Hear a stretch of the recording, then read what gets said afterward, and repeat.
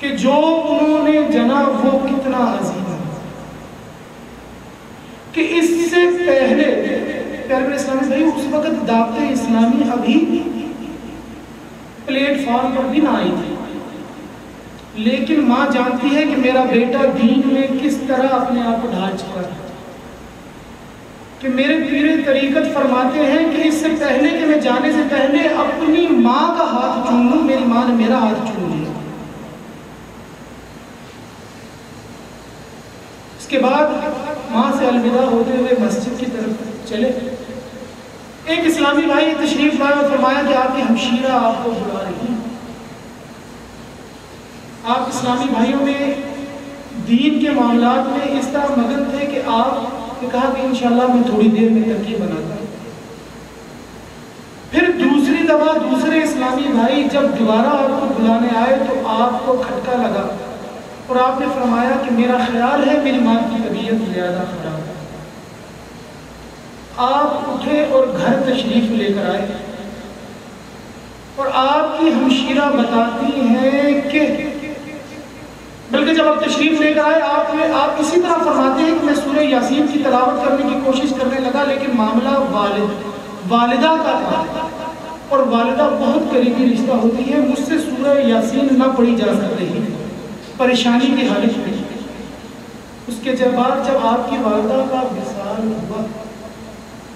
پیارے پیارے اسلامی بھائیوں، دنیا گواہ ہے کہ با آواز بلند نہ صرف کلمہ طیبہ کا ورد کرتی ہوئی اس دنیا سے گئی بلکہ استغفار کرتی ہوئی اس دنیا سے۔ پیارے پیارے اسلامی بھائیوں، میرے پیر طریقت دامت برکاتہم العالیہ فرماتے ہیں کہ جس جگہ میری ماں کا وصال ہوا 40 دن سے زیادہ اس جگہ سے ایسی خوشبو آتی تھی کہ آنے والے بار بار اس جگہ کی زیارت کرتے تھے۔ پیارے پیارے اسلامی بھائیوں، یہ ہے ماں باپ کا درجہ۔ پیارے پیارے اسلامی بھائیوں، جب والدین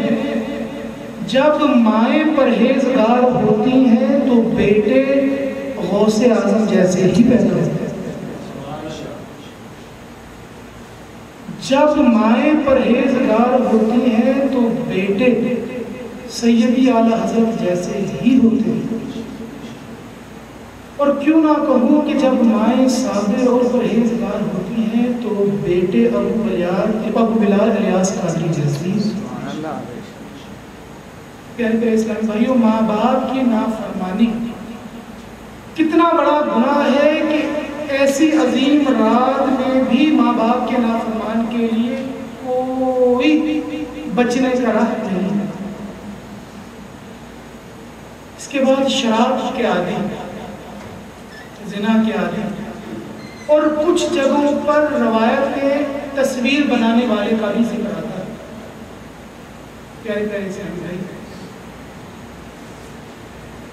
اللہ عز و جل کا لاکھ کروڑ احسان ہے کہ دعوت اسلامی میں ہمیں ماحول میں آنے سے پہلے شراب حرام ہے، اتنا تو ماں باپ نے بتایا تھا،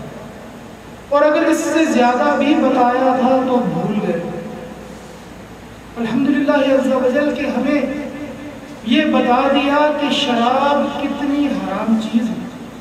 اس سے بچنا کتنا ضروری ہے۔ حضرت مولا علی کرم اللہ وجہہ فرماتے ہیں کہ جس کا مفہوم کچھ اس طرح سے ہے کہ ایسا کنواں جس میں شراب کا ایک قطرہ ڈال دیا جائے، ایک کنواں جو پانی سے بھرا ہوتا ہے اس میں اگر شراب کا ایک قطرہ ڈال دیا جائے اور اس کنویں کے پانی کو جس میں صرف ایک قطرہ شراب کا ڈلا ہے، اس کنویں کے پانی کو اگر کوئی بکری پیے اور وہ پانی پینے کے بعد وہ جس جگہ پر پیشاب کرے اس پیشاب والی جگہ پر اگر کوئی فصل اگائی جائے تو اس فصل کو کھانا بھی منع ہے۔ پیارے پیارے اسلامی بھائی، اپنے جسم میں ڈائریکٹ پوری پوری بوتل اڈھیلنے کے لیے نہیں، پانی سے بھرے ہوئے ایک کنویں میں ایک قطرے کی بات ہو رہی ہے، اور اس کنویں سے ڈائریکٹ آپ کا پانی پینا بھی نہیں ثابت کیا جا رہا ہے، اس کو ایک بکری پی رہی ہے، آپ اس بکری کا گوشت بھی نہیں کھا رہے، وہ بکری کسی جگہ پر پیشاب کر رہی ہے، اب جس جگہ وہ پیشاب کر رہی ہے اس جگہ پر ایک فصل اگ رہی ہے، اس فصل کو کھانے سے بھی آپ کو منع کیا جاتا ہے۔ اور یہ روایت کن سے ثابت ہے؟ مولا علی کرم اللہ وجہ، کہ جن کے بارے میں آقا صلی اللہ علیہ وآلہ وسلم فرماتے ہیں کہ میں علم کا شہر ہوں اور علی اس کا دروازہ، کہ ان کے علم پر شک نہیں، اور جو بات وہ فرما رہے ہیں وہ کتنی پائیدار ہے۔ پیارے پیارے اسلامی بھائی، 15 شعبان کی رات آقا صلی اللہ تعالی علیہ وآلہ وسلم سے آنے سے پہلے حضرت داؤد علی نبینا وعلیہ السلام شعبان المعظم کی 15ویں شب گھر سے باہر نکلتے ہیں اور آسمان کی طرف دیکھ کر فرماتے ہیں، اے میرے رب اللہ عز و جل،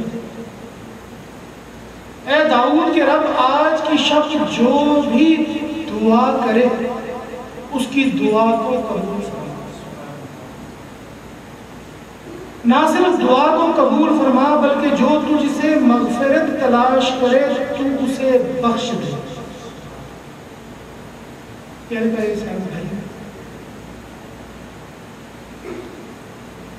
ہم یہاں پر اس رات کے فضائل و برکات سن کر مسجد سے نکل کر بھول جائیں تو بھول جائیں، لیکن یہ رات ضرور آئی۔ ہمارا مذہب سے محبت کرنا، ہمارا مسلمان ہونا ہم سے یہ مانگتا ہے کہ ہم یہ دعا کریں کہ اللہ عز و جل ہمیں یہ رات دیکھنا نصیب فرما، تاکہ ہم اپنے گناہوں کی بخشش کے لیے گڑ گڑا سکیں، ہم اپنے گناہوں کی توبہ کے لیے تجھ سے بات کر سکیں۔ لیکن افسوس دیکھنے میں یہی آتا ہے کہ بلانے والے بلاتے ہیں، دنیا فاسٹ ہو گئی، میسج بھی بھیجتے ہیں، فون بھی کرتے ہیں، ہو سکے تو گھر گھر جاتے بھی ہیں، لیکن وہی مسجدیں غیر آباد، باہر کھڑے ہو کر بازاروں میں ایک دوسرے کو، یار آج مسجد میں محفل تھی، نہیں ابھی لنگر میں آدھا گھنٹہ ہے۔